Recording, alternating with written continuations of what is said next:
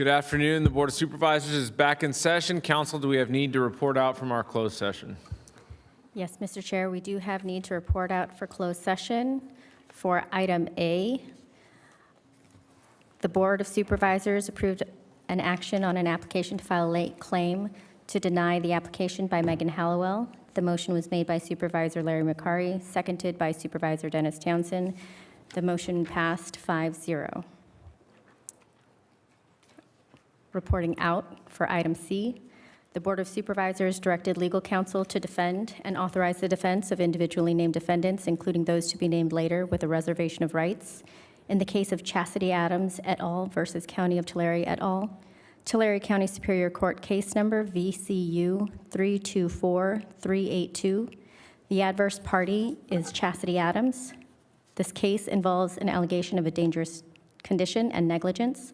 The motion to defend was made by Supervisor Larry McCarry, seconded by Supervisor Dennis Townsend. The motion passed 5-0. This concludes today's report out. All right. Thank you, Madam Counsel. Okay, at this time, I will convene the meeting of the Board of Supervisors sitting as the Tulare Public Cemetery District on August 26th. We will begin today's meeting with item 1, which is public comments. This time, members of the public may comment to the board or to the cemetery board regarding any item within our jurisdiction that is not appearing on today's agenda. Public comment can only be limited to 3 minutes per speaker for a total of 15 minutes. Madam Clerk, do you have any public comment requests? Yes, we do. Vicki Gordon.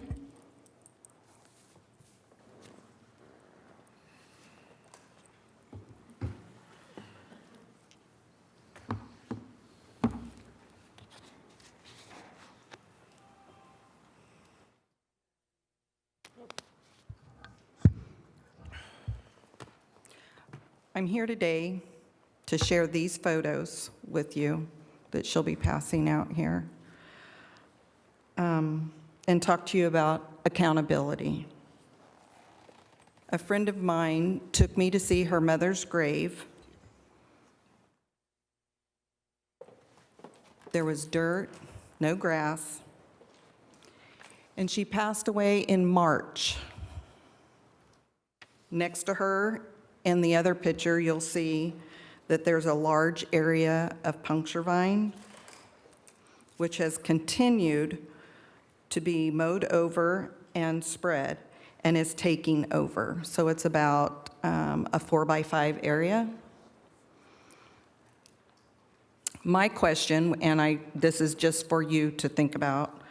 So my question is, if staff is accountable for the care and maintenance, why after 5 months does it still look like those photos? Those were just taken, I think, a week and a half ago.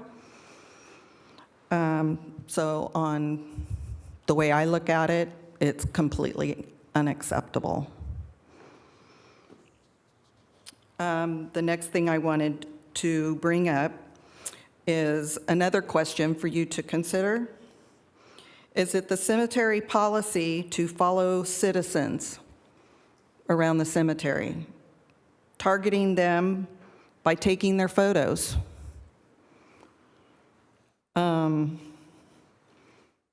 Also, at times, calling for backup to try to intimidate these citizens. I would hope that that isn't the policy, but let me tell you that, yes, it is happening, because it happened to me. Thank you. Thank you for your comments. Next request. Alberto Aguilar.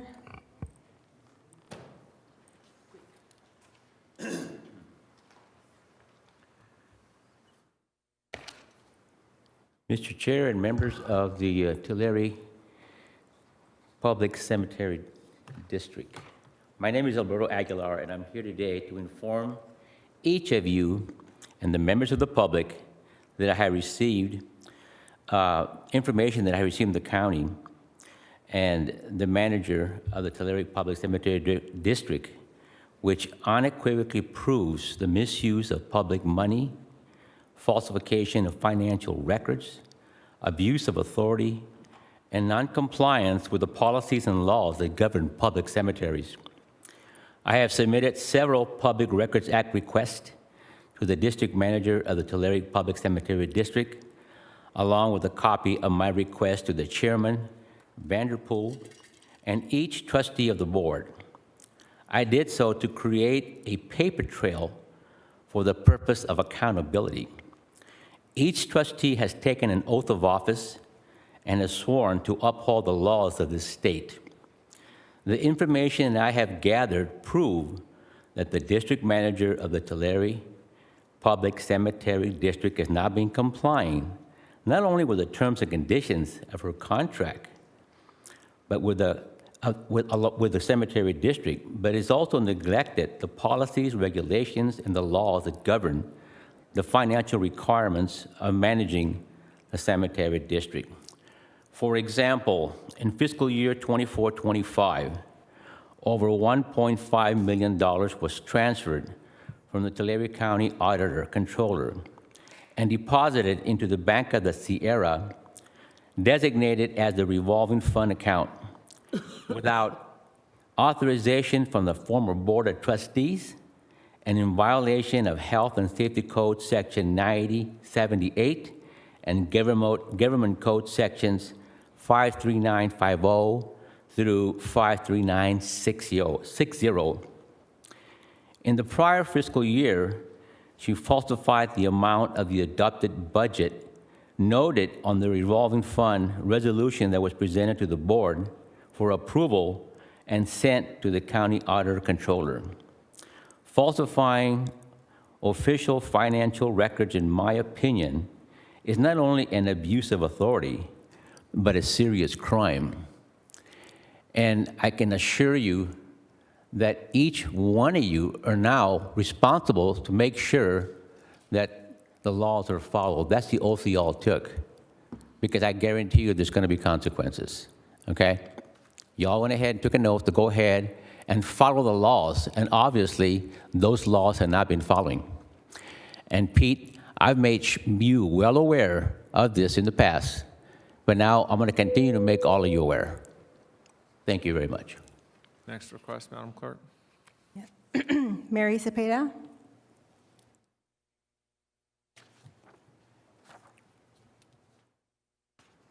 I have handouts here. I just want to bring you up to speed like I did last time. And on this, I didn't understand why there were comments about equipment and this and that. And you passed the minutes from April, and at that meeting, 2 resolutions and grants were supposed to be sought. I'd like to see that report in today's manager's report. It's been 3 months. Has she gotten any grants for battery-operated equipment? And if there is somebody from the grounds speaking, when did they speak with anyone about battery-operated equipment or electrical equipment, moving forward in the future? And I do have a question. Where are the maintenance logs and plans for the grounds? I mean, any business has a set series of plans that you have to do. Okay, maybe repair equipment in December and January. In February, start making sure you have the supplies needed for when spring comes. Or if there's too much rain, how to manage that. Things like that. Where is those plans? Shouldn't any business have that? And this is a business.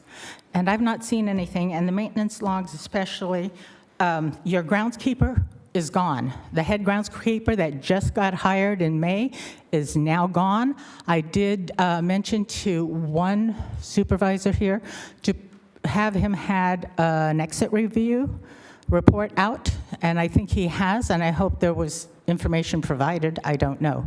But in that short time he was here, we did see less gophers. I noticed a different spray company involved, so maybe that was something he had to do with it. So why is it gone? Was he ever able to manage? I don't know. Okay, that's it for right now, but I'll be back. Thank you. That concludes the public comment cards. Okay. Please come forward, state your name for the record.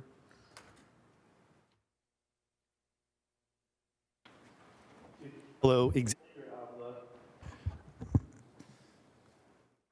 With all this talk and all the business going on, sometimes the most important things involving a cemetery fall through the cracks. And tonight, or this afternoon, I want to request that this item that was on our May agenda be placed on the next agenda for you guys to approve.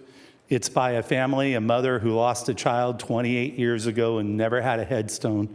I have her letter. This was on the agenda, but that meeting lasted 3 seconds, and it was adjourned, and this never got dealt with, so hopefully you guys will.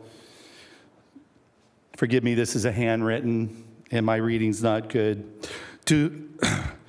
This was addressed to the current board, at the board at the time. To who it may concern, I graciously ask you to allow my daughter's headstone to be planted. I sadly lost my firstborn child due to SIDS in 1997. She was born premature and only got to experience the gift of life for 6 weeks, where the first 3 were spent in the hospital. I never got over the passing of my beloved firstborn.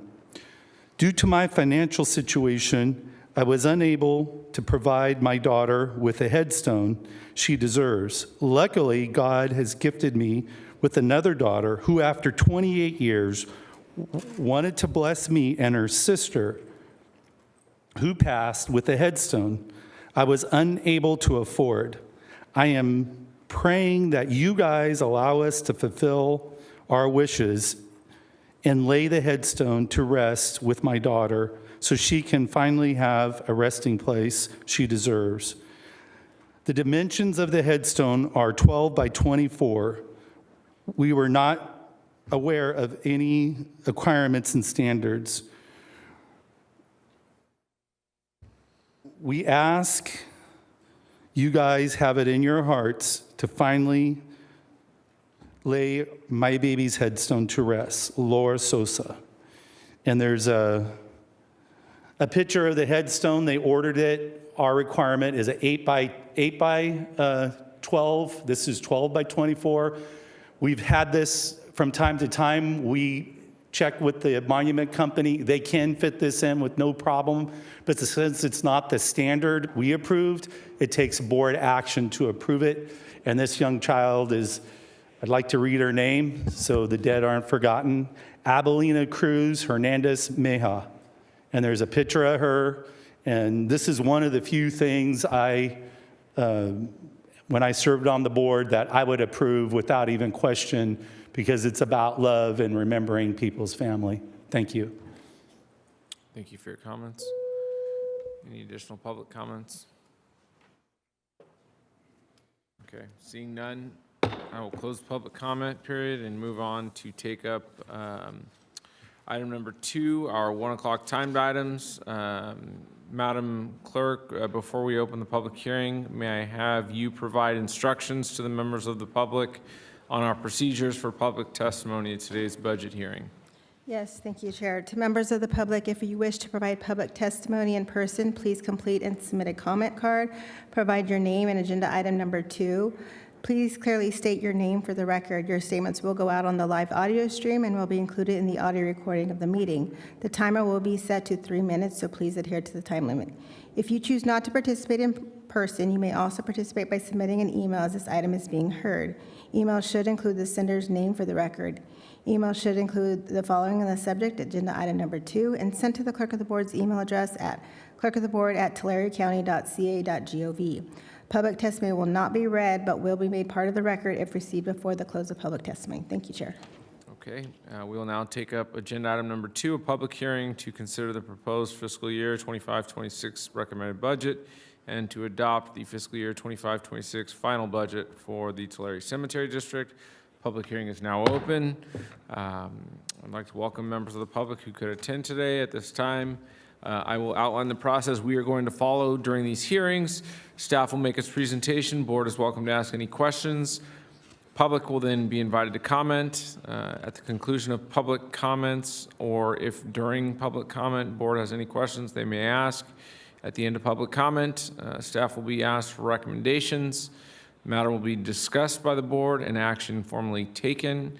And at the conclusion of the action by the board, the public hearing will be closed. Staff, would you like to make your presentation?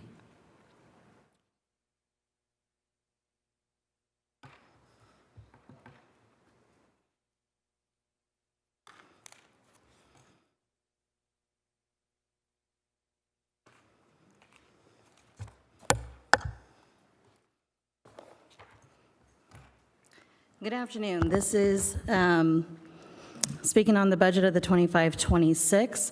I have submitted for revenue and expenses. This is my suggestion for our spending budget for the 25-26. I am open to any corrections or any suggestions or questions about this budget. Okay. Any questions, comments from board members? Supervisor Makari? Hey, Claire, you need to excuse me because this is our first budget we've seen. There's a lot of history that things that were done or weren't done with the previous board.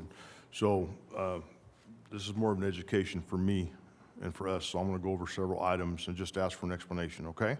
So on the very first page of the balance sheet, there's a item number 22,000. It says withholding checks, or WH, I'm assuming with checks, county late payments. Is that the county is not paying, has not provided the cemetery to you? Is that some other deal? Do you know what that is, Jason? Mr. Supervisor McCray, I believe you're looking at the financials, and that's a separate item. Oh, well, I apologize. The budget is on the Excel I had it spreadsheet. all, I got it all one package. My fault. yeah, So let's go to the budget then. I had it over the top of the page, so I'm sorry. I'll go back to that one. So on the budget, just some clarification on some items here. 6,002 overtime paid, budgeted for $10,000. How's overtime authorized? Overtime is authorized basically as need. There's times that there is services that are on Saturdays, and the crew has already worked their 40 hours, so that's sometimes considered the overtime. Sometimes we have an absence for the day, which sets us back, and in order to get that burial area cleaned up and ready for the next service, sometimes it requires to have some overtime. The cost is less than hiring somebody, a ninth grounds person. It's a lot cheaper to just use overtime with our current staff than it is to hire out for a new one. So is it authorized? Does someone approve it? Do you approve it? I approve it every time. So all overtime is approved through you? Yes, it goes through the ground supervisor. The ground supervisor then contacts me and explains the reasoning of why. All right, thank you. 6,008 director's fee for $6,750. What is that? That would be the board stipend that is received. So that's the board stipend that we stopped? Yes, which it's just the ongoing one that we've had in the previous. So until when I made the budget, I wasn't aware that it had stopped officially. That's fine, thank you. 7,004, clothing and personnel supplies for $3,500. That's anywhere from the protective boots for the groundsmen that was approved $150 per groundsman that are out there once a year. So the And then- uniform maintenance type? Yes. Okay, thank you. 7005, telecommunications. Any AT&T service, the internet, for both cemeteries, the internet and telephone service. Does that include cell phones? Because I see a cell phone bill later on in the other item as it appears to be a separate item. There's two in there. Okay, but that is all inclusive in this one fund, in Yes. this one budget item? Okay. Household supplies, I'm kind of guessing it's cleaning supplies for the office or something, but $500, am I correct? Cleaning supplies for the office, for the break room, for the conference, the entrance room, yeah. And what's the mileage reimbursement expense for $1,200? That's anywhere from the staff having to go make bank deposits or having to go pick up items, necessary supplies for the irrigation system, Home Depot, different things for our grounds men to usually the grounds supervisor or we send a groundskeeper. Well, does the cemetery have vehicles that they could drive? We have one vehicle. So at the time, he uses those, but sometimes it's necessary to make two different trips, so we separated. So you have pickups, and then you have one vehicle for office vehicle, or We no? only have one pickup total for both cemeteries. For both facilities? Yes. One pickup? Yep. Okay, thank you. Repairs and maintenance is all included at 150,000. Is that facility? Is that equipment? What is that? That's everything. Anything for supplies for repairs on the equipment to the weed eating equipment itself, blades for the mowers. There's also the weed control spray that's in there. There's pest control that's in there also. It's any burial service, specific burial service supplies that are needing, the lowering devices, straps and stuff that we have to replace about every couple of years or so. It falls into anything that has to do with the grounds outside, to the burial service repairs and supplies for that. So would herbicides be included in that 150,000? That's included. What about seed? I mean, I've been out there, and there's a lot of plots, just like Ms. Gordon showed, that are just dirt, and they're old. They've been there a long time. Are we applying a Bermuda seed to those spots to try to get them to grow? Yeah, back that's to cover- including seed and also some fertilizer. So we seed. Yes, we do. Okay. Next one, 7036, office expense, $30,000. That has to do with the software program that we have, the mapping system, the plot box software program, which is $13.50 every month. And then anything from there, as far as the office supplies are needed, from the ink, the copier, rental, the expense for that, and the paper and such. Okay. And what is a 7043 professional expense? 40,000. That has to do with the accounting, the auditor, the regular accountant, and also legal services. 7045, only $2,000 for a security expense? Is this when you guys were having security guards in the evening out there? No, this actually is quite reduced. This is usually for our, at this point, our tree of remembrance, when we're needing security out there, because it's the public, it's just a huge gathering, and it's a lot safer to have security out there to kind of facilitate it. So it depends on the event. If it's a large event, and you may have security out there. Yes. Is that cost passed on to the service? It's actually received from a lot of the donations. We usually have enough donations to offset these expenses. Okay. 7090 vehicle expense for $100. Registration for the blue truck. Any Okay. kind of registration or any repairs, oil changes and such to the blue truck. $100 for a year? That won't cover it. It's an old truck. I There's understand, but not much registration- needed to it. Well, I'm just saying, and I'm not trying to be sarcastic, but $100, you're in California, registration would exceed that, and you're talking vehicle maintenance also on that, or no? I apologize. The registration is actually exempted. I believe that there is not a registration-specific fee to it. All right. 5905 and 5906, miscellaneous service supplies, $1,000.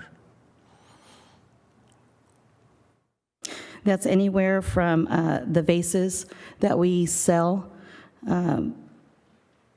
to our niches or any other kind of small items that we also sell to for the burial services. It could be it's mostly about the vases, really, even if somebody wants to come and replace one of the vases from the outside or wants to add a vase to the niche. Those are usually the costs for those. And so I know that when I buried my mom and grandma there, if I wanted something extra, I was charged. So you add that to the fee. If I want something extra on top, an extra base, you charge me? It usually comes after the fact, like the concrete base that you add to the plot, that usually comes with the vases already. But sometimes it's been years and the vase has been lost and they want to replace that vase. That's usually where that cost comes So in. I understand, but would I pay for that if I wanted that? Yes. And the concrete bases on the next page, item 5450 for $60,000. Is that, I saw on, where did I see it? Oh, I saw it right here on the expenses under 7011, a budget of $60,000. And then I see on the income side, unless I'm reading this wrong, you're estimating 60,000. are we prohibited from adding a surcharge? And the only reason I'm saying it's not for profit, but it takes staff time, staff ordering. There should be a little, some kind of a surcharge to cover the staff time on that. Are we prohibited from adding that, or have we just not been doing it? This is, the concrete bases, they at some point made Barnes Memorials exclusive for doing all the settings. So this is an in and out. Basically, we collect the $400 from the family member, and then we literally send the $400 to Barnes Memorial so they can do the concrete base. So there is no expense to our cemetery as far as the employees setting in stuff. So this is that, I'm going to refer to as a deposit that we've heard before that was an issue that was brought up. That's that fee that we're talking about. Okay. And then the last thing on the bottom is facility rent for $20,000. We rent out a place for services to be done, or I'm sorry, number 4807. It's like the bottom quarter of the page of page 2.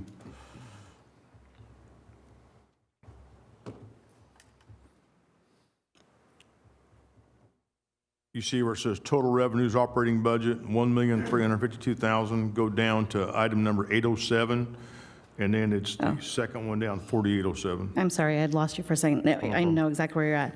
This is for the rental of the farm. So the farm is leased, and this is income that we receive from the farmer. Oh, south of the K Street facility, the rest of the land that's there, this is a lease for them to farm. Okay. The J Street, yes. All right, thank you. I'm sorry to go through it. It's just a lot of things that I didn't understand and didn't know since it's the first time. Understand. Okay, next question, Supervisor Valero. All right, thank you, Chair. Just a few. One quick question in helping me understand why you differentiated professional expenses with training. So it's because I know you have professional expenses 7043, and then you also have training 7073.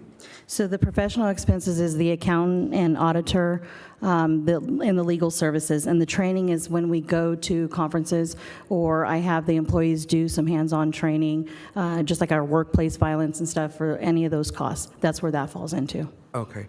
And then just a little surprised in terms of zero for marketing. And I know that as we continue to move forward with engaging the public, transparency, as well as just the engagement with the community, I would maybe like to see some of that. Obviously, it's more so for the cemetery itself and its services, but at the same time, I think there is a need for that as we continue to move forward with the cemetery. I agree. All right, the question I had for you, thanks Claire for the overview here. It's helpful to get some of the detail behind these accounts.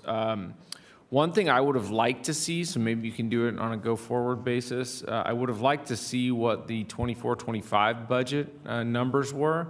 That way we can compare year over year.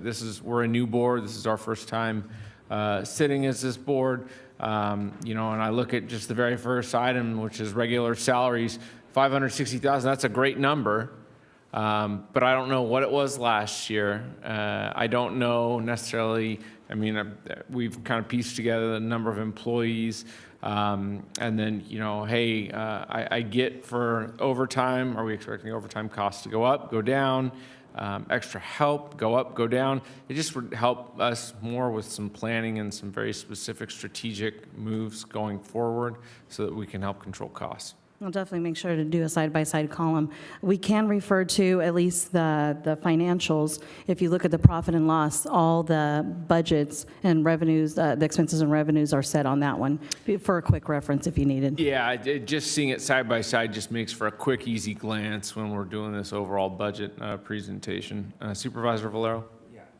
I'd like to echo my colleague in saying that, just because it's very important to see the budgeted to actuals year to year as we move forward. So again, highly encourage you to do that so we can compare and contrast as we move forward, budget to actuals. Yeah, go ahead, Supervisor McCarty.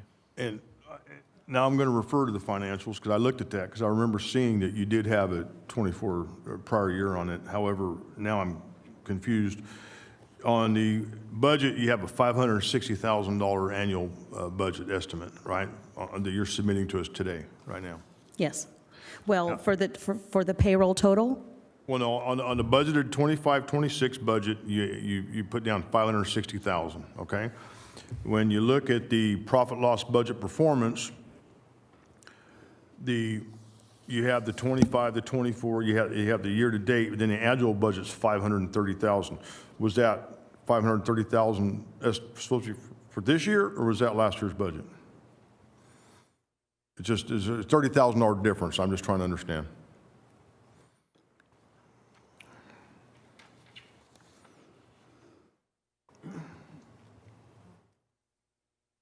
oh, I see where you're at. On the regular salary. There is an increase of, yes, the $30,000. So this $530,000 that's on this profit and loss budget performance page, page 2, is that 530 was the 24-25 budget. That is the 24-25 budget. I apologize. Yeah, that is the 24-25 budget. I'm sorry. Okay, and you added for the 25-26. All right, thank you. I'm sorry. Okay, any additional questions, comments from board members? Okay, now we'll move on and take comments from members. Oh, go ahead, Jason.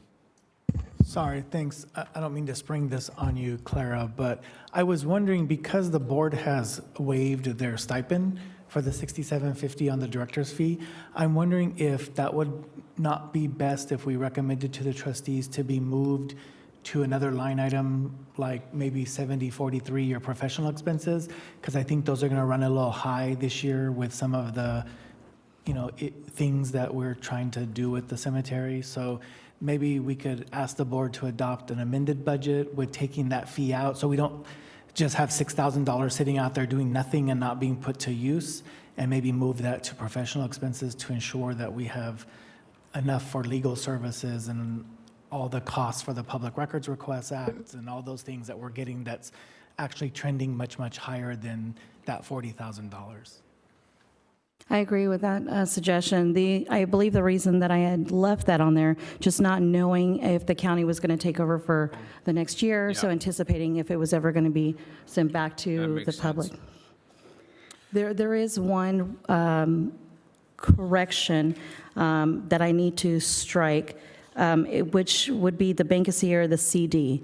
That is something, I apologize, I overlooked. It is the $6,000 interest. We do not have, as we're aware, we do not have the $200,000 in the CD account, so there will not be any interest because at this point it's in the 772, which needs to go back to the 886. Okay, thank you. Okay, at this time, we'll take comments from members of the public. Please come forward, state your name. Madam Clerk, do we have any requests? And we will follow the same public comment that I outlined, public comment guidelines that I outlined earlier. Yes, Mr. Chair. Alberto Aguilar.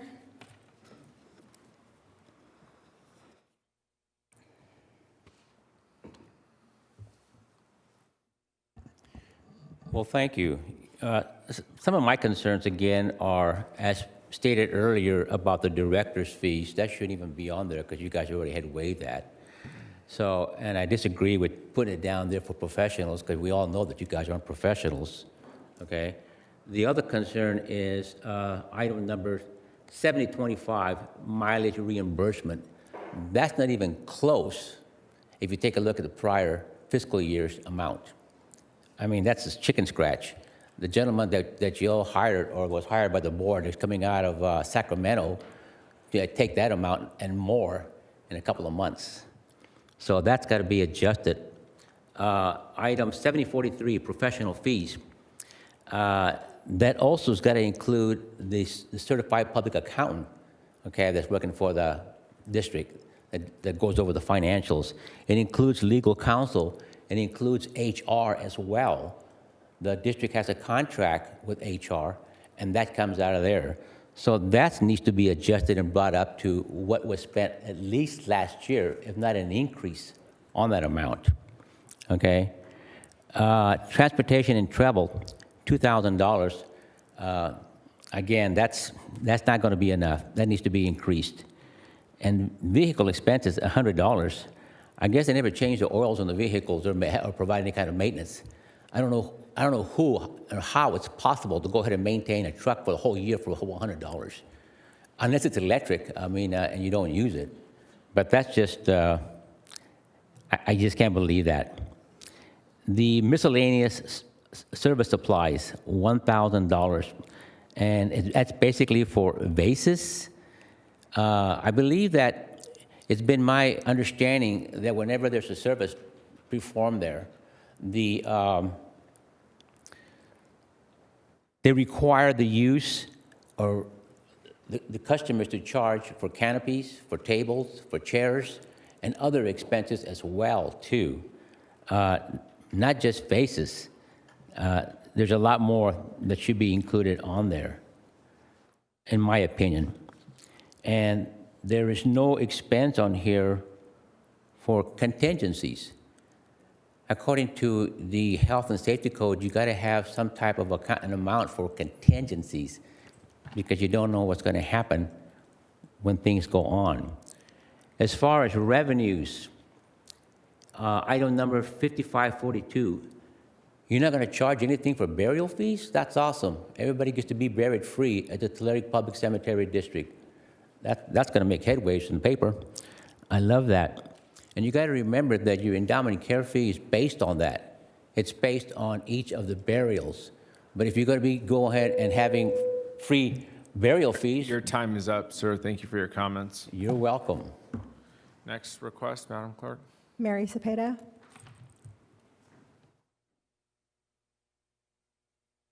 I looked at this quickly, and I will say I do have copies of previous years' financial statements but I didn't have time to compare them all. But I do have going back 3 years, and they're sitting there. If you want them sent over here to make your lives a little easier at looking at them, because I did copy it off directly off the website.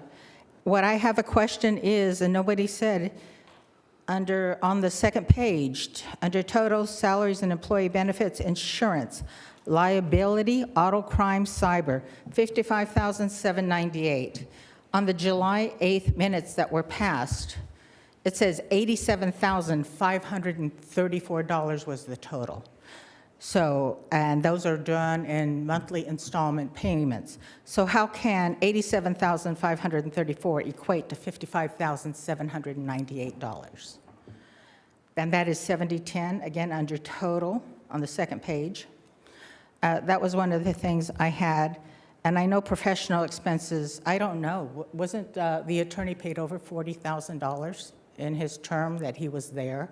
But he's gone, so I understand it's going to be less now. So that's good.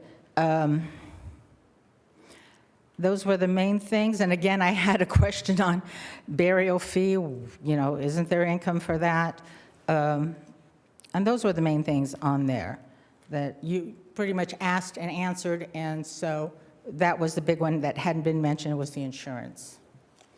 And could that go up? We don't know. Okay, thank you. All right, next public comment. Mr. Chair, that concludes the public comment cards. All right, please come forward, state your name. Xavier Avila. This is a big improvement on the budget because it's taken a decrease and more realistic approach in the income. A year ago, I voted no on that budget, and 2 years ago, I voted no on that budget because they were bloated budgets. During the COVID years, we had a big uptick in income because there was huge increase in burials. And I voted no 2 years ago because we were going back to normal numbers, which in the past was around 300 burials, but I think we settled on 325 burials in about a year. The budget from 3 years ago, we actually came in, we budgeted for 325, and I think we came in at 324 bullseye. The methodology we used 3 years ago was we took the previous total number of income from all burials, body burials, cremations, because cremations are a lot cheaper, And we divided that into how many burials we had, and we came up with a $2,758 per burial. That kind of used to give us how many burials we needed per month, like 28 burials per month to stay on the budget, which was about 325. Last year, I have the budget. Last year, they were proposing at almost $1 million, which was crazy. So 800,000 is an improvement. But I just ran the number based on last year burials, and it was like 207. We came up 50 burials short. So about, when I run the numbers on that, it's 774,000. So a little bit short of the 800,000. So that's pretty close. But what I recommend is you get the actual number, the actual amount of income from just burials last year, and divide it into the actual number of services. Now, here's a kicker. There's been double burials because people would bury cremations together. They would wait till they got two because they would get two for the price of one. So it doesn't matter. I mean, pick your number, but you're going to come up with the average income per burial. Then you got to be realistic with how many burials you're going to get. Last year, I argued that 325 was not correct, and I was right. We came up 275, depending on if you're going to count double cremation burials, which is the income of one. But it's important to run that number because that 2758 we were using, it might be lower because there's a higher percentage of cremations now, which would lower that. Anyway, it's a big improvement. This budget, with some adjustments, I might have approved it. Thank you. Any additional comments?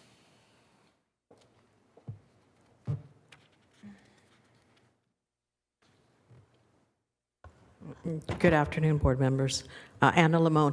The only thing I wanted to, I wasn't planning on speaking on this, but since it's on the budget, in regards to the concrete base, the only question that I did have for Clara, and since I didn't receive an answer, but I did my own, I did contact Barnes Memorial in regards to the concrete base. And I did ask them in regards to how is that provided to them? How do you receive the monies? And since I'm not dead yet, so this is for future burial, not an at-need. So and I write everything down, write down who I spoke to, what time, the date, time, and who my contact person is, who I spoke with. So I do have that information. And the response I received from that person there at the memorial was stating that they receive a phone call from the cemetery when that person has passed away, and then that's when they schedule to go out there and go ahead and do the installation of once the stone has been selected, they put the concrete base and so forth. But my concern was how did they collect the monies? And this person indicated to me, until they receive the phone call from the cemetery, then that's when they receive the money. So in my position, I'm speaking for myself and no one else, what happens with my pre-need that I went ahead and pre-need in advance? Where does the money go from the point I leave that office and I give them my check? Paid that off, and that's my only question: is what do they do with those monies? Do they advance it to the business, or does it placed into a particular account? As I stated, I'm not dead yet. It's a pre-need, not an at-need. Thank you.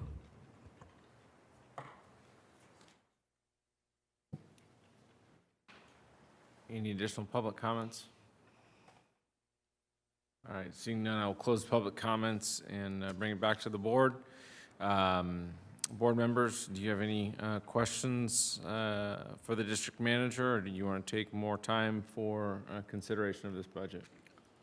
Supervisor Makari? Well, I think that the public comments actually brought up some legitimate questions, and there's no burial fee listed. I mean, what is that lumped in somewhere else, or because it's totally blank? There's not even a zero there. That was an old code, I believe, that they used before. The burial services consider the current services I'm sorry, hold for on. the 5,400.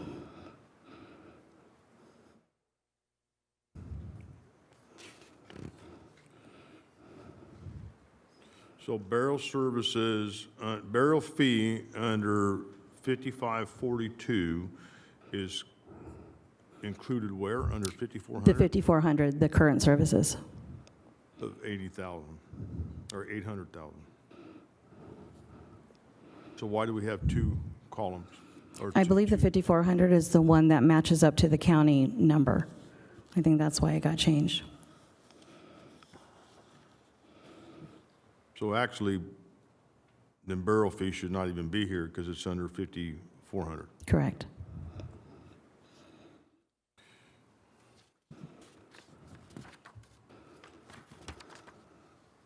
And then, I think we discussed everything. That's all I have. Okay. Any additional questions, board members?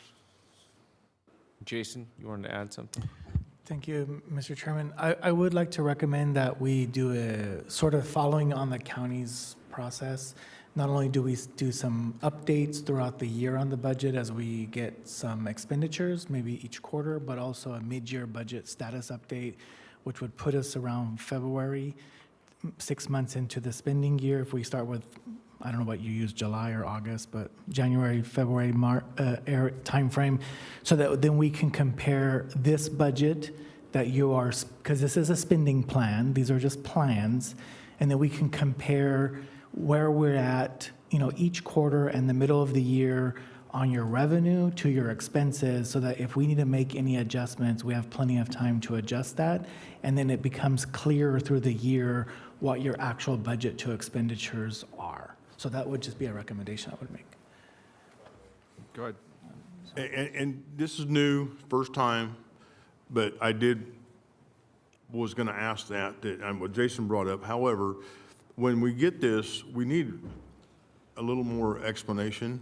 I know when we do our budget, he goes through a very long time and explains everything of anticipated income, anticipated expenses, any type of changes in laws that may negatively impact us and things that, so I'm confident staff will work with you to help get that presentation put together, for the update that comes up. But it's very beneficial to help us out because we have numbers in front of us, and honestly, to me, they mean nothing right now, other than try to make sure that your income and expenses are somewhat in line.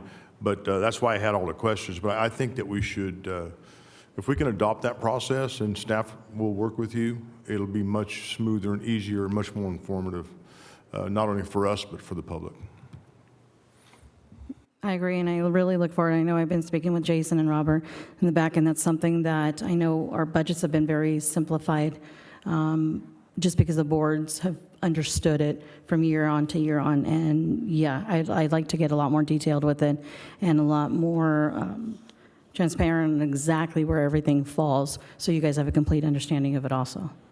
And I believe that we're going to be doing from what I'm looking at in the minutes, hopefully when you guys come in and look at the books and such, we'll be able to kind of elaborate exactly where we need to make some corrections and adjustments. Okay, thank you. Anything else from board members? If not, I can entertain a motion at this time. Okay, we have a motion by Supervisor McCary.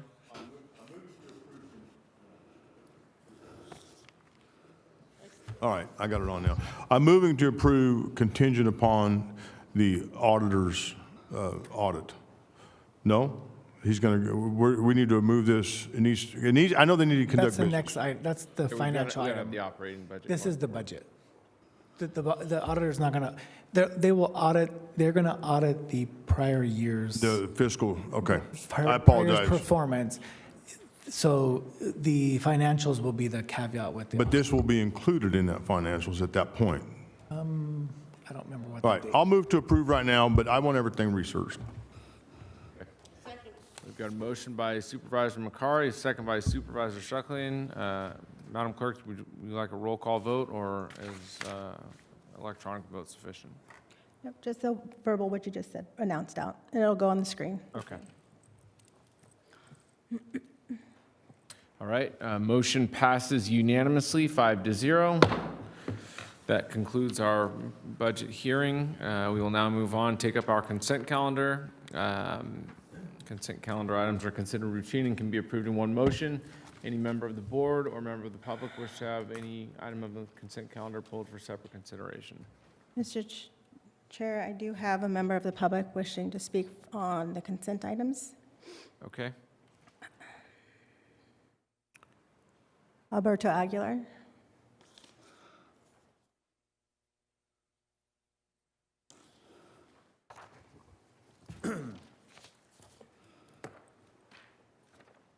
I want to address consent item number 3, approval and authorize the board chair to sign an audit engagement letter with the Tulare County Auditor Controller to audit the district's books and records for fiscal years 2001, 2025. And I went ahead and read the letter of engagement, and I'm very concerned with the terminology and language that's in there. It's very concerning to me. Anytime that we have language in here that indicates that they're not going to go ahead and do a forensic audit, because anybody can go ahead and have conduct or make an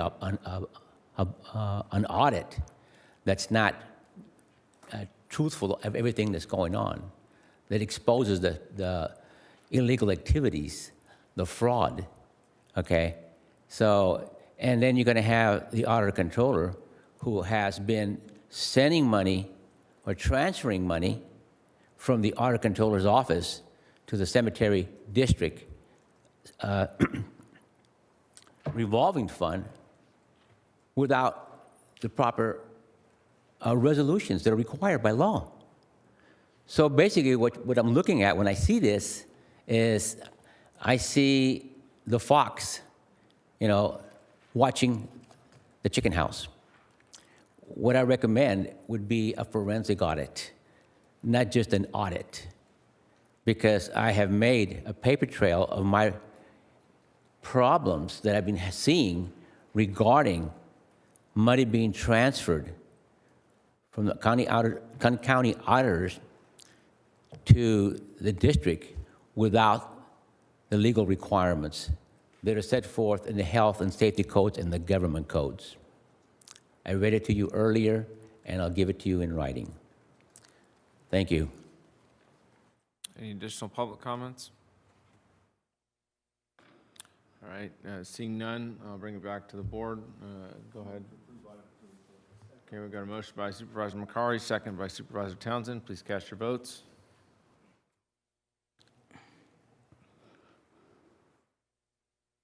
Motion passes unanimously. Okay, now we're going to move on, take up our untimed portion of our meeting. We have item number 5. This is a request to review and accept financials for June 2025. Clara.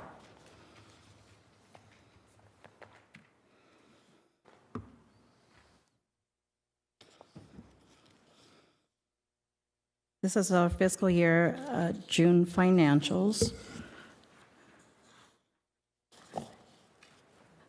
I'm going to request, and I apologize to take up your time, the packet that has been submitted, here, the financials that have been submitted was prior to our accountant review. He had came in last week. I would like to take just a few minutes to go up front to print it, if that's possible, so you can see the corrected. There's a couple of corrections on here.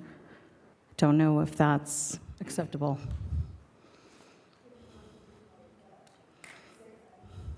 What's that?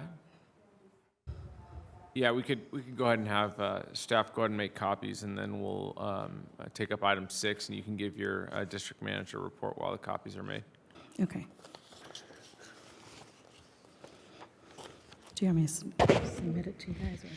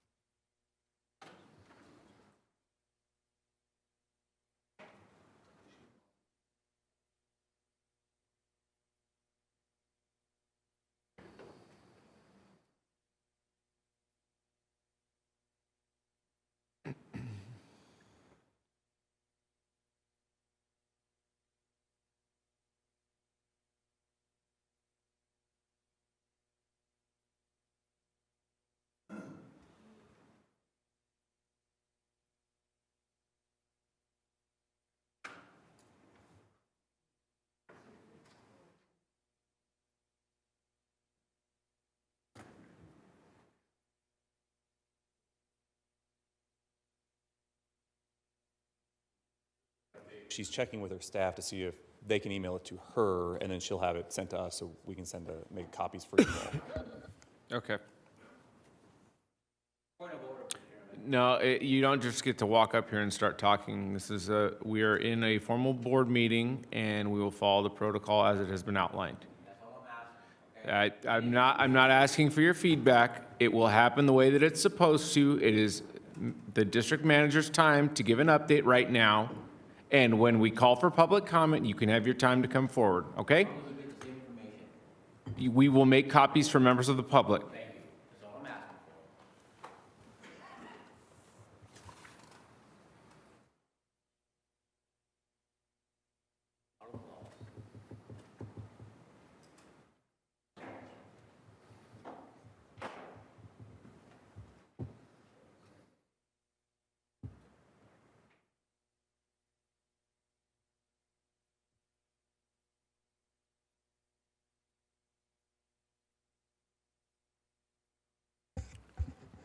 John, do you know if this is going to be, should we adjourn and take a brief recess, or is this going to be something she'll have clarity on fairly quickly? No, I think probably 10 minutes would probably be sufficient for her to make these, get contact with her staff, get them sent to us, and then we print them out for you all. 10 Okay. minutes should be enough. I have Go a ahead. couple requests if I could do right now, that we could do in the meeting. Can we do that on order real quick and get that out of the way, or no? No, we're following the agenda, so we're waiting for the district manager's report, and then we'll take up the financials when they're presented. So, what's that? Yeah, we will take a recess for 10 minutes, and we will return here at 2:10. Actually, 2:07.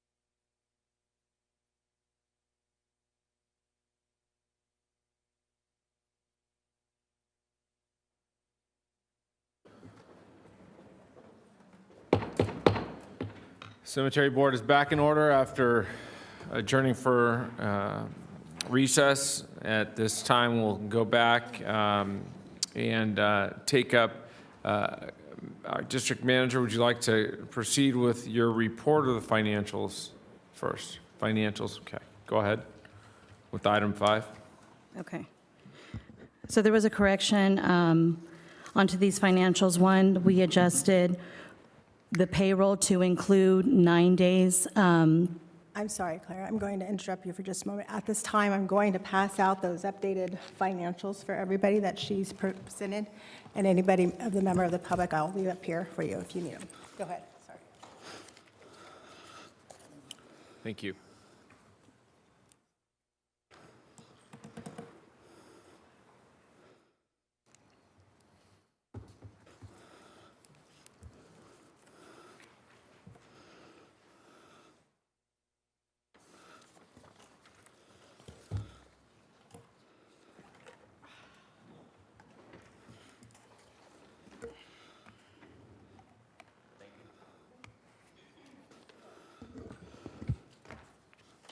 So in the payroll part of it, there was 2 months out of June that payroll was done, but since it was the end of the fiscal year, we wanted to include all the days of June to be included into the payroll. So that's why there was a change made.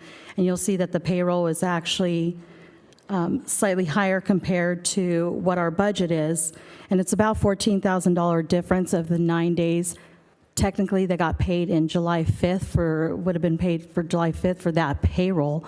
But we accrued it based on exactly what was actually June hours. And so we added that to the payroll. So just to kind of get more of an accurate of the hours and money expense for payroll that was actually done for that fiscal year.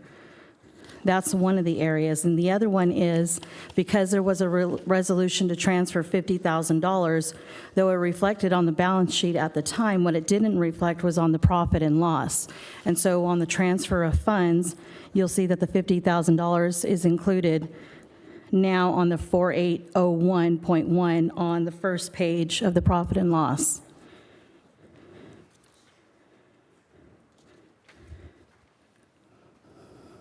So I wanted to make sure that that number got accounted for also.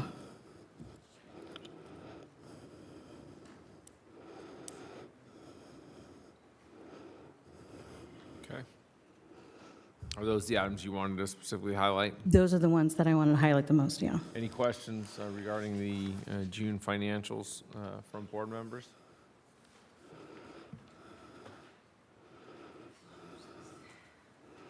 No?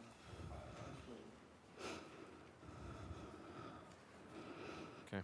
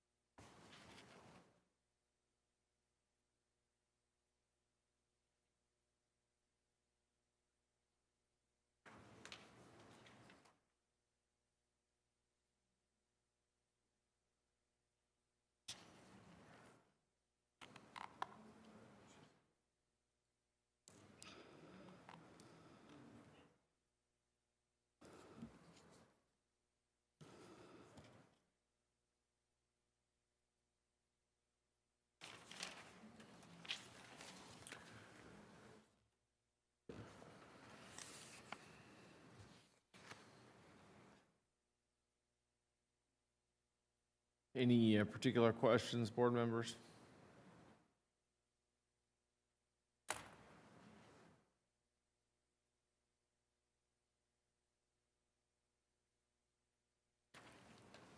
Do we have any public comment requests, Madam Clerk? Excuse me, yes, Alberto Aguilar.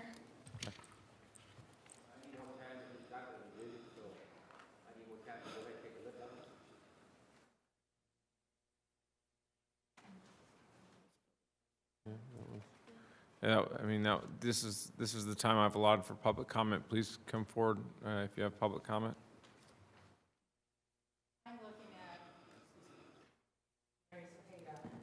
Looking at the, what was presented beforehand here. And I'm just curious if, how many of these items actually match up? The start balance from the last month is the end balance of last month is actually the right number for the start of the new month coming. Because I've seen some little disparities here and there. Other things I have questions on is, I've never heard of some of these companies that she's making payments to. I don't know what Mir Secure is. What is 301 Pinchery? It's a payment check made on June 18th. And I want to know why so many voided checks.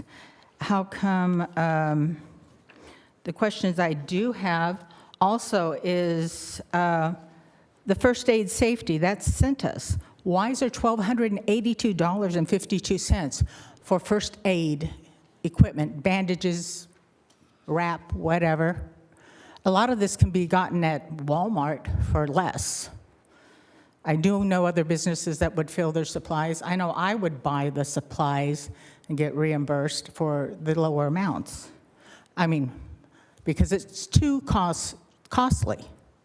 The other thing I have is, how come there's 2 checks written to Clara for a total of $1,834.71? And were the receipts for whatever it was.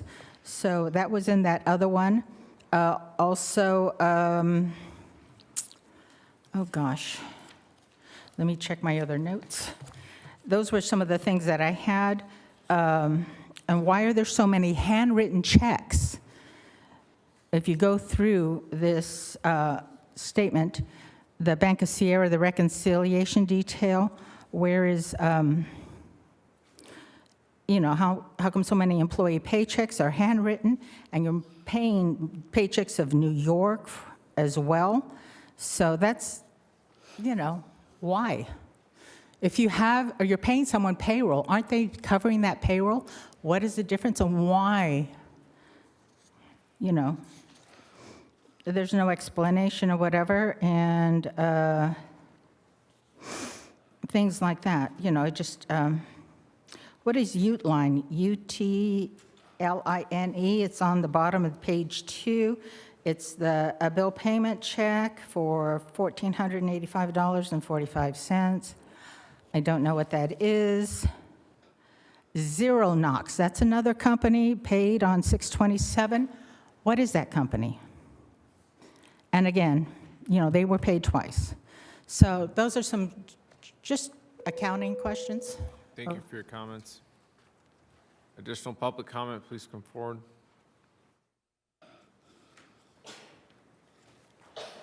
Xavier Avila, just pointing out a few things. In ordinary income, there's a $60,000 loss for the month of June, which reflects a low number of services that were rendered in June.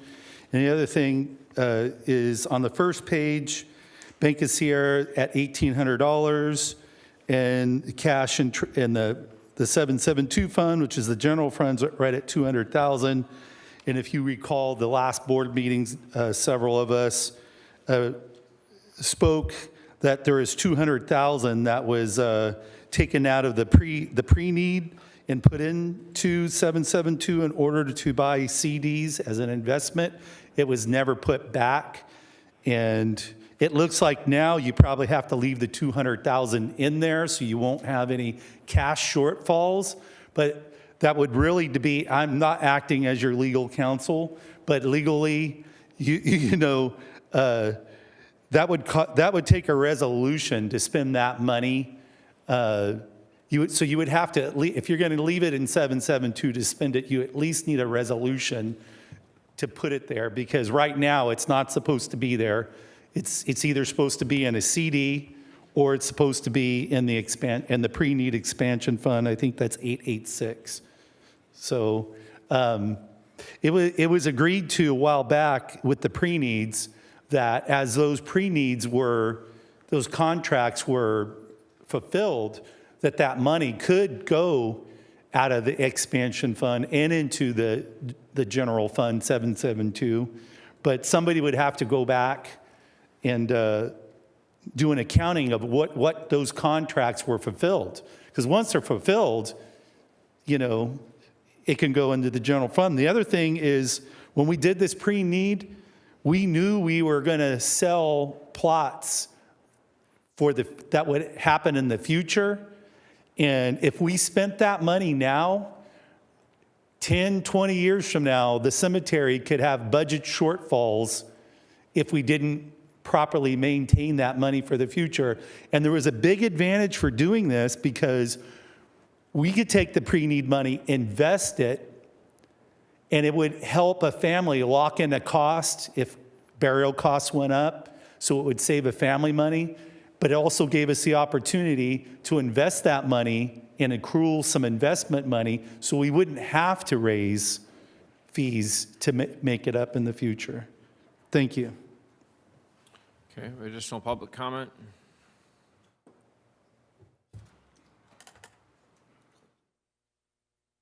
All right, seeing no public comment, I'm going to close the public comment period and bring it back to the board to entertain approval of the June financials. Supervisor McCarry, go ahead. So Clara, again, we got the last budget, they were months old, reconcile, that's going to go contingent upon the audit. But I just have some questions now that we're trying to get this to move forward.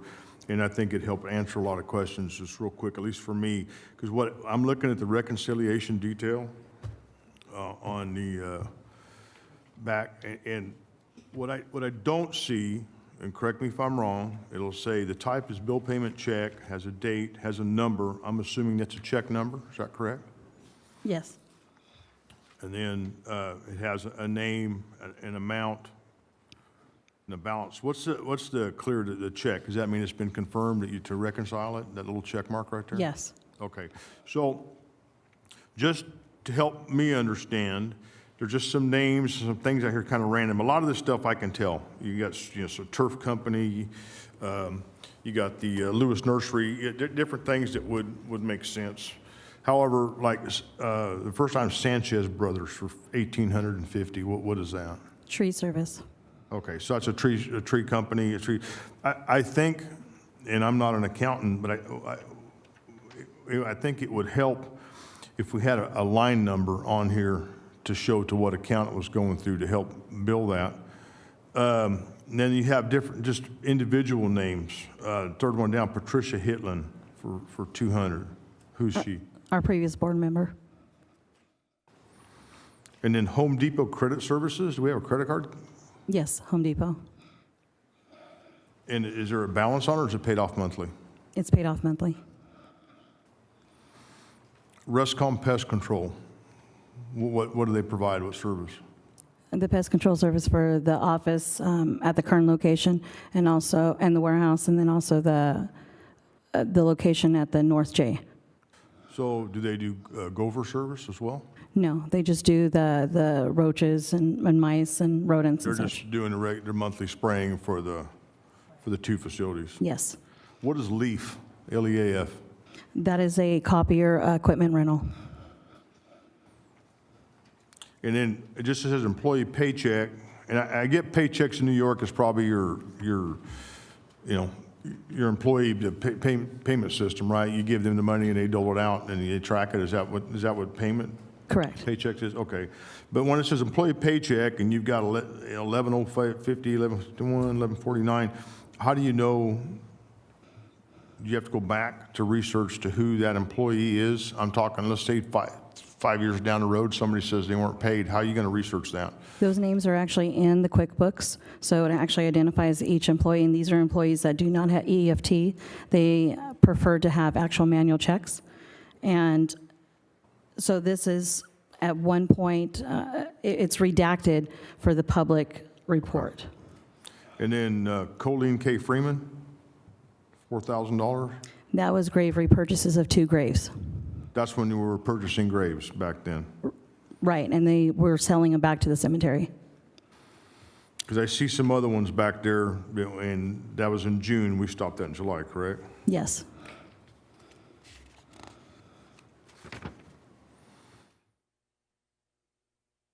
And that's the same thing on page 2 with Mr. Reed Schaefer and Marilyn Lee Steinberg and Ralph Gregg. Marilyn is also a grave repurchase. Reed Schaefer is a handyman that at any time that we need something repaired, it could be from equipment, not drivable equipment, let's say their lowering device and stuff. He's came out and helped. Just kind of the handyman around is what we use him for. And I see a payment to you. Do you go through the labor services as well, or are you paid direct? Those are actually reimbursements. So part of this has to do with the conference that we had in March, and they had not received their check. It got lost in the mail. I then received it months later, and so I had to pay with my personal credit card because the cemetery didn't have a credit card to use. So I used my personal credit card to do some reimbursements and other purchases that we've had. And that would be the same thing on June 27th for 657.77? Correct. And then, so we have pest control through ResCom, and then we have Eagle Shield Pest Control. What do they do? Eagle Shield is actually for the gophers. So they were giving us a trial thing that it's only $95 a week, and they've reduced our gophers dramatically. We were going to use them for some period of time, probably about a 6-month period, just to see how much they actually affected and helped the grounds. And it's something that we're wanting to continue that service with. Do they bait, or are they using carbon monoxide? They actually do the pellets. They're using bait? Okay. Yes. Pellets.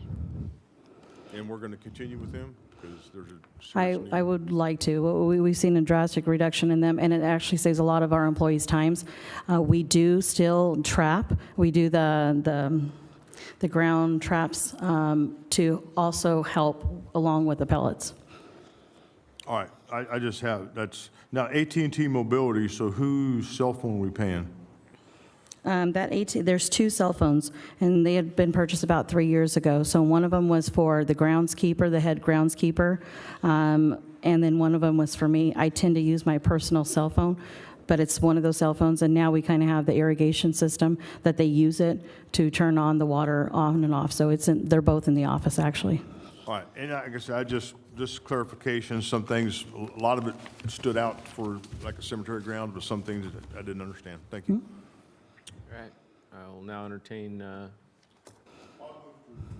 have a motion by Supervisor McCary, or Director McCary.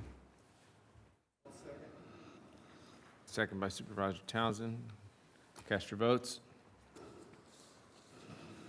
Motion passes unanimously. Okay, now we'll move on to item 6. This is a request to receive a report from the district manager.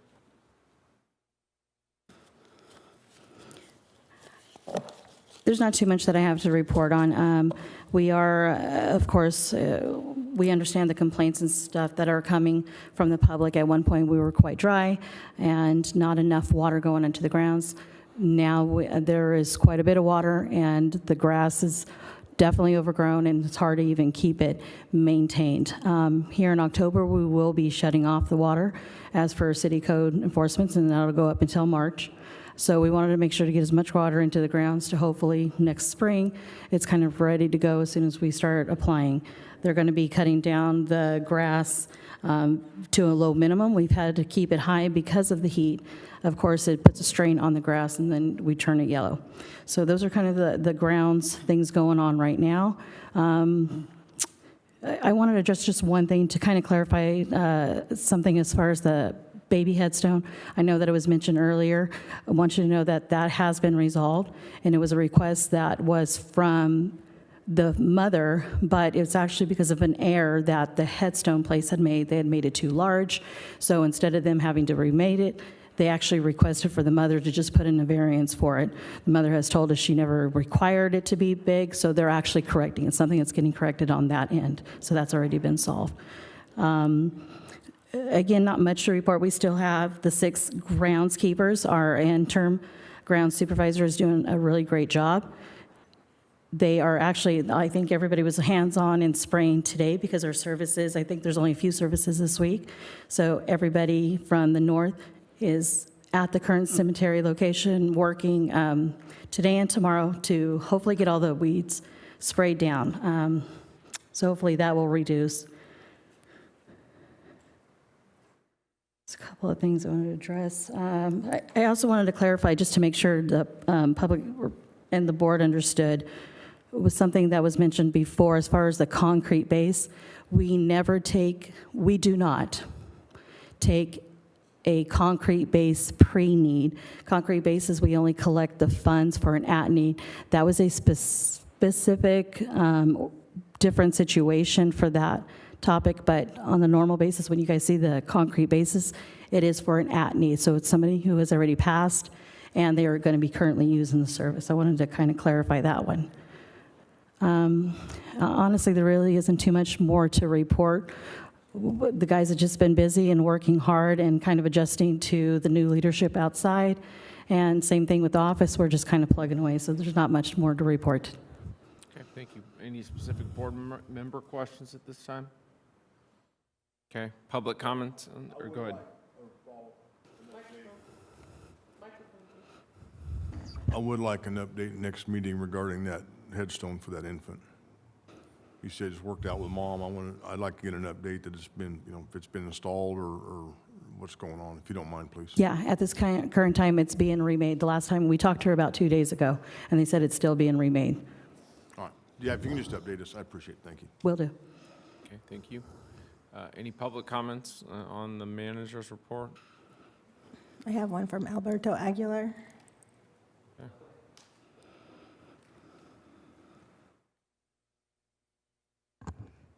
Anna Limon.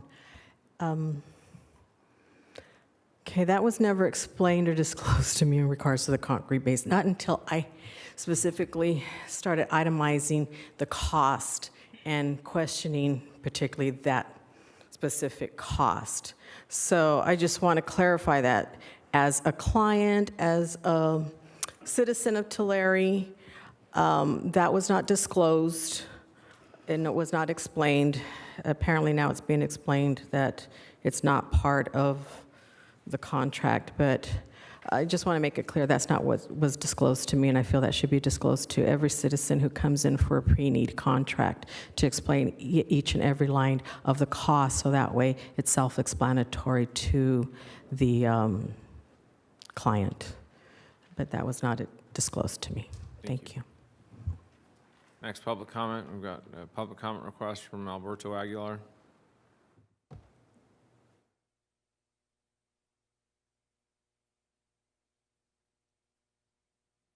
Yeah, one of the things that wasn't addressed, and it's pretty obvious, and I'm sure some of you have gone down to the cemetery, is the number of dead trees that are out there, which are a safety hazard, okay? And there's no reason to go ahead and just let them until they fall. Whenever there is a safety situation, like when the fence was broken into, a car ran into it, it needs to be taken care of as soon as possible to prevent any kind of damages to the public. We're responsible to make sure that the cemetery is safe for the public to go ahead and walk in and walk out.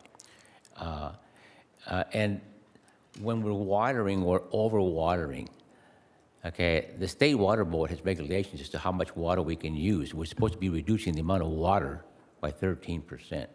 And instead, we're increasing the amount of water, thinking that it's going to go ahead and stay there until we go ahead and reach the month of October, which is a couple of months away.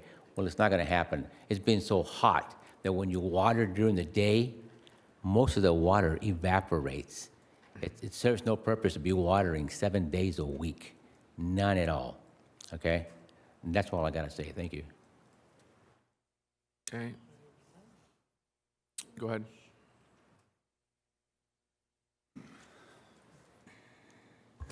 Well, that's good to know, like Xavier Avila, that's good to know about that baby's headstone. 28 years is too long. So I appreciate knowing that. The overwatering, I'm one of those that for years, the last 3 years, it never had enough. And now I'm the last person to complain about overwatering. I really am. But it's being overwatered. You can go there in the evening, and there's actually around the headstones 3 inches of water just standing there. So it's already saturated. I do want to give a compliment here, and this is a result of you guys taking it over, because I think it brings accountability, which we haven't had the last few years. This is the greenest I've ever seen both cemeteries in about 3 years. So I think that's a big accomplishment. There's a few hot spots, but hot spots, you can deal with those. It's hard to deal with the areas that should be green. You can't even get to the hot spots if the areas that should be green, aren't even green. So that is accomplished, and I want to thank everybody who got it there, employees, Clara included, plus you guys for just taking over. I thought bring accountability. The Gophers seem to be good. Whoever they have doing Gophers should keep doing them because he's doing a good job. That said, there's a lot of overgrown grass. I go out there in the evenings, and almost every time I go out, I see a family with their yard tools doing their own work. And it's something I don't like to see, but it's been big improvements, and it would be wrong of me not to complain, but not come and give recognition when it's due. So, thank you. Okay, any additional public comments?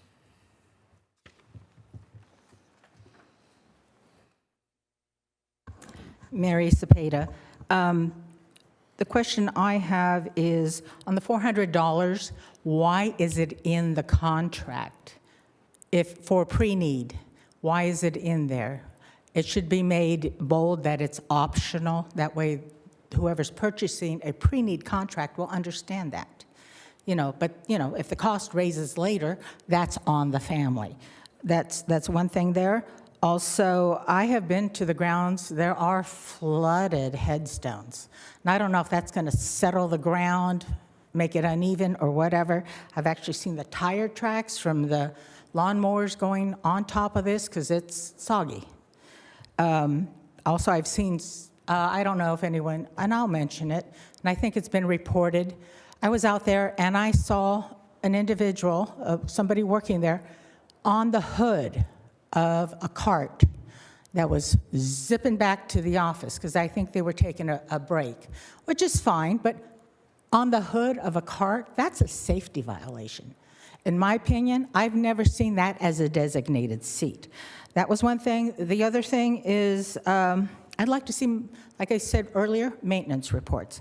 I'd like to see, what needs are for the equipments and grounds, what are the plans for, to move this forward. Shouldn't there be a set of plans in place to how to, okay, this month we're going to do this month we're going to do that. Where's the maintenance?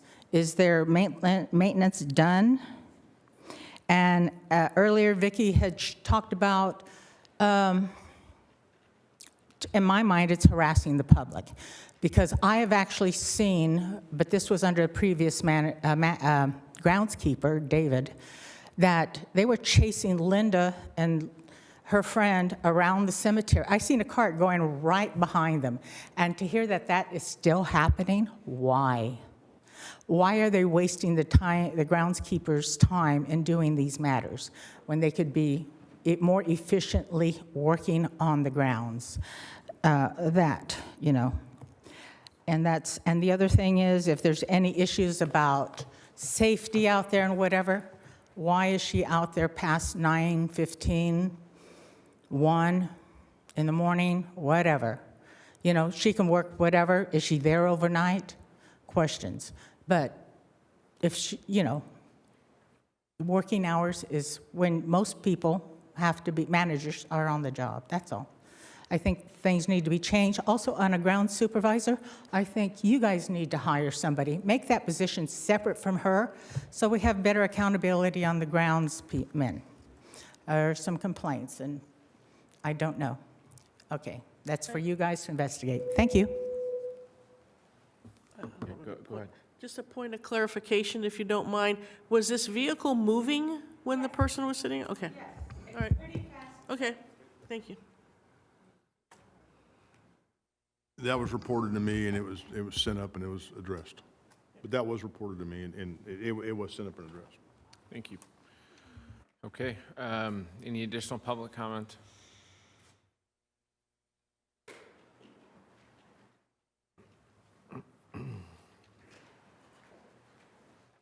Hi, Vicki Gordon. I just want to clarify what I talked about earlier. I'm big about accountability, and I agree with what's been said, that I do feel like it's being overwatered. It's great to see the green, but if you get out there and you walk and not just drive around the exterior, a lot of the green is stickers. It's not grass. Also, because of the friend that took me out to see her mother's grave, a lot of the areas, I don't know if that's what Xavier's talking about, hot spots. I'm not sure what a hot spot is. But you can see where the sprinklers are not being monitored. A lot of it is hitting the roads as well, inside the cemetery. And then there's other areas that are completely going missed and not receiving any water on them, and other areas getting excess. So I'm not a sprinkler person, so I don't know how that all works, but I just think that it seems like that there should be somebody there that would know or should know how to adjust those sprinklers so that all the areas get touched on. Thank you. Okay, any additional public comment? All right, seeing none, I'll close public comment. Thank you for your district manager report. Council, did we have need for closed session? Yes, Mr. Chair, we do have one item for closed session today. All right. And I do not anticipate any announcement out. All right, we will now adjourn into closed session. Before we go into closed session, is there any public comment on any items that are on our closed session agenda?